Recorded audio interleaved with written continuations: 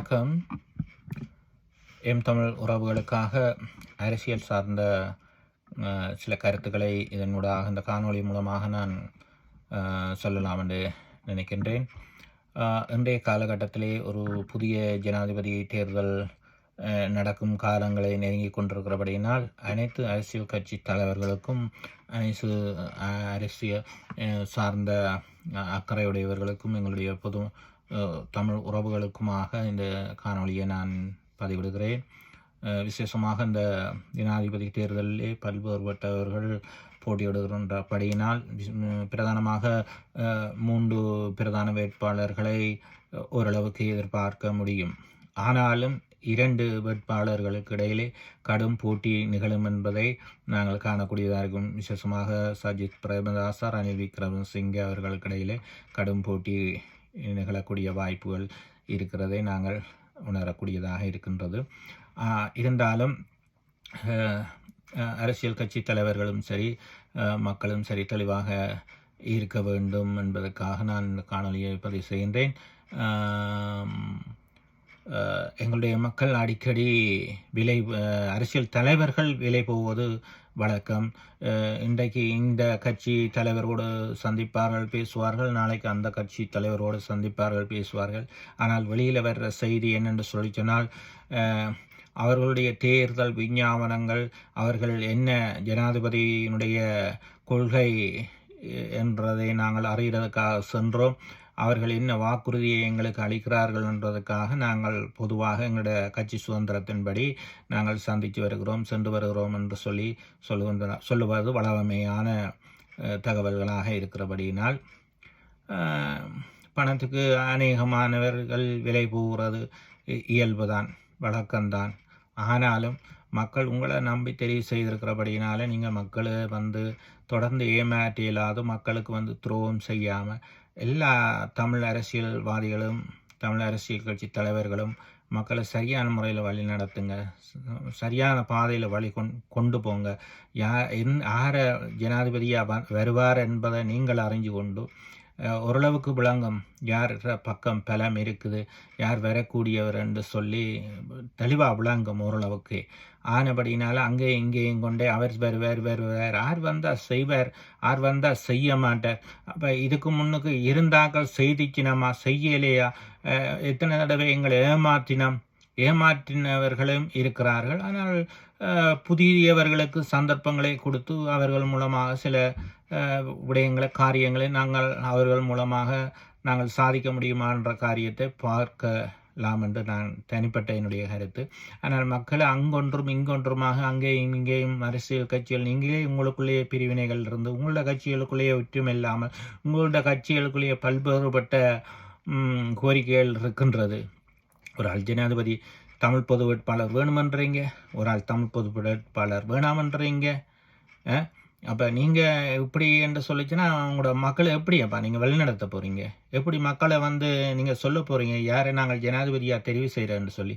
உங்களுக்குள்ளே எப்படியான பிரச்சனை இருக்குமென்று சொல்லி சொன்னால் மக்களுக்கு எவ்வளவு பிரச்சனை இருக்கும்? உங்களுக்குள்ளேயே கட்சியை வழி நடத்தக்கூடியவர்கள், மக்களை வழி நடத்தக்கூடியவர்கள், நீங்களே இப்படி பிரச்சனை உங்களுக்குள்ளே வளர்த்து கொண்டு இருப்பீங்கன்னு சொல்லி சொன்னால் உங்களுக்குள்ள ஒரு அரசியல் சரியான கொள்கை இல்லை. இலங்கை தேசத்திலேயே அப்படி இருக்கிறீங்க. புலம்பெயர்ந்த தேசங்களில் தமிழ் பொது வேட்பாளர் வேணுமென்று சொல்லி ஒரு கோரிக்கையை வைக்கணும். அப்போ அது அவர்களுடைய புலம்பெயர்ந்த தேசங்களில் இருக்கிற மக்களுடைய கோரிக்கைகள் அல்லது அரசியல் சார்ந்தவர்கள் அதில் அக்கறை உடையவர்களுடைய கருத்து எதுவாக இருக்குன்னு சொல்லிச்சுனால் அப்பொழுதுதான் நாங்கள் எங்கள் தமிழ் மக்களுக்கு பிரச்சனை இலங்கையில் இருக்குது, தமிழ் மக்களுக்கென்று சொல்லி குறைபாடுகள் இருக்குது, அவர்களுக்கென்று தனி ஒரு அரசியல் சுதந்திரம் அங்கே காலங்காலமாக மறைக்கப்பட்டு வருகின்றது, அவர்கள் பாதிக்கப்பட்டு வருகிறார்கள். அவர்களுக்கு சுதந்திரமான உரிமை இருக்குது வடக்கு கிழக்கில் தமிழ் மக்களுக்கு. எனவே தான் அவர்கள் புலம்பெயர்ந்த தேசங்களில் இருக்கிறவர்களுடைய எதிர்பார்ப்பு ஒரு தமிழ் பொது ஜனாதிபதி வேட்பாளர் மூலமாக எங்களுக்கென்று சொல்லி பிரச்சனைகள் இருக்குதுன்றதை காண்பிக்கும் முகமாக புலம்பெயர்ந்த தமிழ் மக்கள் விரும்புகின்றார்கள். இலங்கையிலே பாதி பேர் விரும்பினமில்லை, பாதி பேர் விரும்ப இல்லை. அதுக்கு காரணம் என்று சொன்னால் உங்களுடைய அரசியல் கட்சிகளுக்குள்ளே இருக்கிற முரண்பாடுகளும் பிரச்சனைகளும் தான். அப்போ நீங்கள் ஒரு பக்கத்தில் நிற்கல, ஒரு ஆள் வேணுமென்று நிற்கிறீங்க, ஒரு ஆள் வேணாமென்று நிற்கிறீங்க. இதனால் இந்த முறையும் மக்கள் அடுத்த 5 வருஷத்துக்கும் இதே நிலைமையில் போக முடியாது. அப்போ அரசியல் கட்சி தலைவர்கள் நீங்கள் சரியான பாதையில் சரியான முடிவெடுத்து யாரை ஜனாதிபதியாக தெரிவு செய்யணும், யார் ஜனாதிபதியாக தெரிவு செய்யப்பட்டால் எங்களுடைய மக்களுக்கு நன்மை கிடைக்கும்ன்றதை நீங்கள் மக்களுக்கு சரியாக சொல்ல வேண்டும். என சரியாக சொல்லி நீங்கள் ஒரு பக்கத்தில் பாதி பேர் அங்காலையும் பாதி பேர் இங்காலையும் நின்றுங்கன்னு சொல்லி போட்டு, கடந்த முறை போய் நீங்கள் பாராளுமன்றத்தில் போய் சில தமிழரசு கட்சி தமிழ் தேசிய கூட்டமைப்பினுடைய உறுப்பினர்கள் நீங்கள் ரணில் விக்ரமசிங்கவுக்கும் வாக்களிச்சுட்டு வந்தீங்க ரகசிய வாக்கெடுப்பில். அப்போ அந்த மாதிரி நீங்கள் ராவு பொழுது விடிய போய் ஓட்ஸ் பண்ணுறதுக்குள்ளேயே உங்கள்கிட்ட பணம் வந்துடும், நீங்கள் மாறிடுவீங்க. மக்களோட நிலைமை, மக்களுக்கு முதல் நாள் ஒன்றை சொல்லியிருப்பீங்க, அடுத்த நாள் நீங்களே மாறிட்டு நீங்களே தண்டி போட்டு போயிட்டீங்கன்னு சொல்லிச்சுன்னா நீங்களும் தெளிவாக இருந்து கொள்ளணும் என்னென்னு சொல்லிச்சுன்னா ஒரு 250 250 தொடக்கம் 300 பேர்னால ஒரு ஜனாதிபதியை தெரிவு செய்ய முடியாது. அதனால் முழு மக்களும் வாக்களிக்கணும், பெரும்பான்மையான ஒருவர் தான் ஜனாதிபதியாக பெற முடியும். எனவே மக்களை தவறான பாதையில் கொண்டு தள்ளி விட்டுட்டு நீங்கள் ராவு படுத்து தோண்டிட்டு விடிய எழும்பி போய் நீங்கள் அதுக்கிடையில் உங்களுக்கு பணம் வந்துடும், வளமையாக செய்கிற மாதிரி இந்த முறை செய்திடாமல் மக்களை சரியான பாதையில் கொண்டே வழி நடத்தி நல்ல ஒரு ஜனாதிபதியாக தெரிவு செய்கிறது உங்களோட கடமை. மக்கள் உங்களை நம்பி மக்கள் பிரதிநிதியாக தெரிவு செய்திருக்காங்க. இந்த முறை நீங்கள் தவறுவீங்களாக இருந்தால், ஆனால் நீங்கள் எதிர்கொள்ள இருக்கின்ற பாராளுமன்ற தேர்தலில் மக்கள் உங்களுக்கு சரியான பாடத்தை அவர்கள் புகட்டுவார்கள், அதில் எந்தவித சந்தேகமும் இல்லை. எனவே மக்களை சரியாக வழி நடத்துங்க, சரியாக வழி நடத்தி நீங்களும் மக்களை யார் ஜனாதிபதியாக தெரிவு செய்யணுன்ற விஷயத்தில் கவனமாக இருந்துங்க. கடந்த காலங்களில் எங்களுக்கு நிறைய அனுபவங்கள் இருக்குது. ரணில் விக்ரமசிங்க பலமுறை எங்களோட மக்களுக்கு பல வாக்குறுதிகள் வழங்குவார்கள். ரணில் விக்ரமசிங்கன்று பொதுவாக இல்லை, ஒவ்வொரு வருஷமும் காலமாக எங்களோட தமிழ் மக்கள் ஒவ்வொரு ஜனாதிபதியினாலையும் நம்பி ஏமாற்றப்பட்ட வரலாறுகள் தானே இருக்கே தவிர, ஜே.ஆர். ஜெயவர்தனா தொடங்கி ரணில் விக்ரமசிங்க வரை அது நிகழ்ந்தேறிய காலங்கள் தான். ஆனால் புதியொருவருக்கு சந்தர்ப்பங்களை வழங்கி நாங்கள் பார்க்கலாம். ஆனாலும் எங்களுக்கு சில சந்தேகங்கள் இருக்கின்றது. ராகுல் காந்தி எமக்கு துரோகம் செய்ததை போல சஜித் பிரேமதாசா எங்களுக்கு துரோகம் செய்யாமல் இருக்க வேண்டும். ராகுல் காந்தி ராஜீவ் கொலை வழக்கில் இந்தியாவில் பிடிக்கப்பட்ட கைதிகளுக்கு பல துரோகம் செய்தார், எம்மவர்களுக்கு துரோகம் செய்தார். எங்கள் மேல் தடைகளை விதித்து எங்களுக்கு சுதந்திரம் சுயாதீனம் இல்லாமல் பல வேறுபட்ட பிரச்சனைகளுக்கு காரணமாக இருந்தவர் ராகுல் காந்தி. தன்னுடைய தந்தை பாதிக்கப்பட்டது நிமித்தமாக இந்தியாவில் எங்களுக்கு பல்வேறு தடைகளை வச்சிருந்தார்கள்.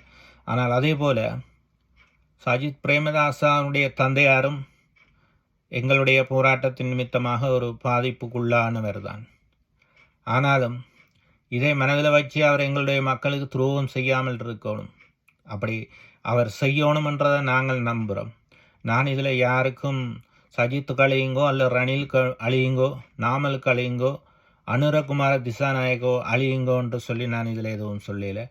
மக்கள் சரியாக தீர்மானிங்க, யார் மூலம் எங்களுக்கு நல்ல பலன் கிடைக்கும், யார் மூலம் எங்களுக்கு எங்களுக்கு பெருசாக வாக்குறுதி தானே தவிர, ஆனால் சில நன்மைகளை நாங்கள் பெற்றுக்கொள்ள முடியுமே தவிர, இவைகள் எல்லா ஜனாதிபதியும் பழமையாக வாக்குறுதி அளிச்சிட்டு போகிறது தானே. அதே போல தான் இவர்கள் அதையும் செய்ய போகிறார்கள். ஏனென்று சொல்லிச்சோன்னால் சிங்கள மக்களிடத்தில் இருந்து எங்களுக்கு மனமாற்றம் பெறணும். சிங்கள மக்களுக்குள்ள என்றைக்கு புரிதல் வருகுதோ அப்பொழுது தான் சிங்கள ஆட்சியாளர்களுக்கு நல்ல பாடம் படிப்பிச்சு சிங்கள ஆட்சியாளர்கள் அதுக்கு பிறகு தான் முடிவு பெறும். இப்போ சஜித் இப்போ எங்களுக்கு எல்லாத்தையும் அள்ளி தந்துட போகிறதில்லை, அனுரை வந்துட்டாலும் எங்களுக்கு எதையும் தூக்கி தள்ளி தந்துட்டு போகிறதில்லை. ஆனால் நாளைக்கு அவர்கள் சொல்லுவார்கள், பாராளுமன்றத்திலே வாக்கெடுப்பு கூடுவார்கள். சிங்கள மக்கள் பாராளுமன்றத்தில் பெரும்பான்மையான ஒரு தீர்மானத்தை எடுத்து தான் தமிழ் மக்களுக்கு ஏதாவது ஒரு தீர்வை தர முடியும். நாளைக்கு அவர்கள் சிங்கள மக்கள் மத்தியிலேயும் பாராளுமன்றத்திலையும் இதை தூக்கி போட்டுட்டு போவார்கள்.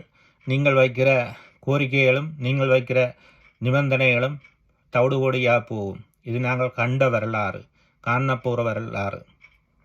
இதுதான் நடந்து கொண்டு காலம். எனவே தான் சில காரியங்களையாவது சில உரிமைகளையாவது நாங்கள் பெற்றுக்கொள்வதற்கு உங்களுக்குள்ள தமிழ் கட்சிகள் ஒன்றுபடுங்கப்பா. நீங்கள் ஒன்றுபட்டு ஒரு பலமாக நீங்கள் நின்று ஒரு ஜனாதிபதியை தெரிவு செய்து அவர் மூலம் பெறக்கூடிய சில நன்மைகளை நீங்கள் நாட்டையும் பலப்படுத்த வேணும். நாடும் தொடர்ந்து இதே நிலைமைக்குள்ளே போகுமாக இருந்தால் திரும்பவும் ரணில் விக்ரமசிங்கே தான் வருவார். அவர் வந்தாரண்டா யாரை பாதுகாக்கணுமோ அவங்கள பாதுகாத்து கொண்டு தன்னுடைய அரசியல் காய் நகர்த்தல்களை அவர் செய்வார். அவர் பலமையான தன்னுடைய அரசியல் வேலையை அவர் செய்து கொண்டுருவார். எனவே மக்கள், நாங்கள் சொல்லவில்லை, நான் யாரையும் தனிப்பட்ட முறையில் யாரையும் தனிப்பட்ட முறையில் பாதிக்கப்படும்படியாகவும் சொல்லவில்லை. அவ்வாறான பாதிக்கப்படும்படியான கருத்துக்கள் இதுகள் இருக்குமா நீங்கள் கொமெண்ட்ஸில் எழுதுங்க. எங்களை நாங்கள் திருத்திக்கொள்வோம். நாங்களும் பிழைவிடுற மனுஷர் தானே, நாங்களும் சாதாரண மனுஷர் தானே. ஆனால் எங்களோட மக்களுக்கு ஒரு சுதந்திரம் வேண்டும், மக்களுக்கு ஒரு விடுதலை வேண்டும் என்றதுக்காக எங்களுடைய குரலையும் தொடர்ந்து மௌனிச்சு குரல் கொடுக்காம மௌனமாக இருக்கலாது. நீண்ட காலமாக மௌனமாக இருந்தேன்.